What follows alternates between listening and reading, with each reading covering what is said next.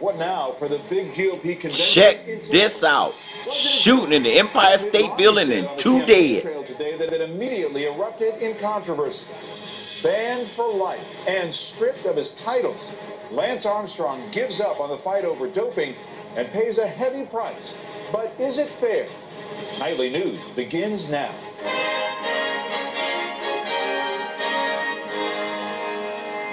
This is NBC Nightly News with Brian Williams.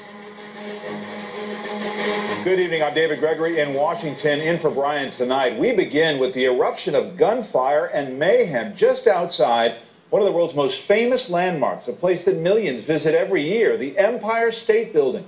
This morning, right in the middle of rush hour, as people were trying to get to work and tourists had already started lining up to visit the building's observatory high above Manhattan, a man who had lost his job nearby unleashed a deadly revenge attack on a former co-worker, and that triggered a hail of gunfire that in the end left 9 innocent people hurt. It was the latest eruption of gun violence in a summer that has seen far too much of it. We begin tonight with NBC's Lester Holt at the Empire State Building. Lester. David, I walk by this stretch of Fifth Avenue on a regular basis and can tell you at 9 o'clock in the morning it's about as busy as you see now. Lots of tourists, lots of office workers. And so the police officers who had to challenge an armed killer on these streets face every cop's worst nightmare, trying to fire at a moving target on a sidewalk packed with innocents. Images taken by passers-by and from offices show the dead and wounded cut down in the shadow of one of the world's most famous buildings. Midtown South Charlie sector, confirmed 10 shots fired. West 33rd Street at 5th Avenue, several shots fired. There are multiple people shot in front of Empire State Building.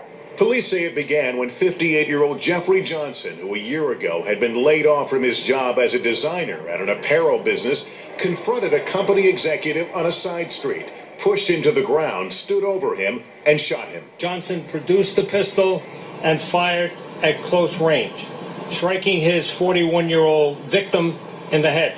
Steve Ercolino died at the scene. Anthony Collins worked in the lobby. Very nice man, comes in, says hello, very respectful. Meantime, Johnson rounded the corner onto busy Fifth Avenue. Alerted by a construction worker who saw the shooting from this scaffolding, 2 NYPD officers assigned to a roving anti-terror squad tried to stop him. Police say Johnson then pointed his .45 caliber handgun at the officers, who then opened fire on him. 16 shots in all. Is that a brother? We have 2 civilians shot. The pump is shot. We have the EMS on scene. We're going to report down that 4 people shot. I heard 5 or 6 shots. I seen people running. Then I heard somebody yell saying, he's shooting, he's got a gun, he's shooting. When the shooting stopped, 9 pedestrians, 5 women and 4 men lay wounded on the ground. Police say the suspect's gun had only an 8-round clip.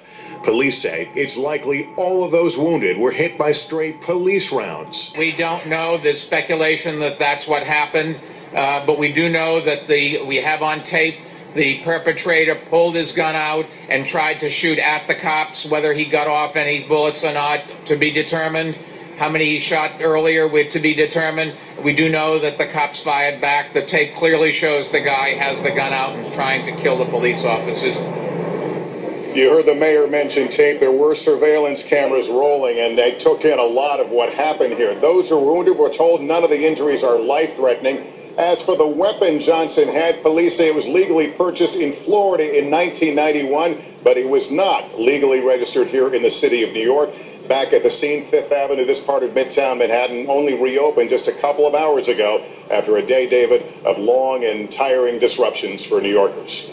Lester Holt, you've been on the scene all day. Lester, thank you very much.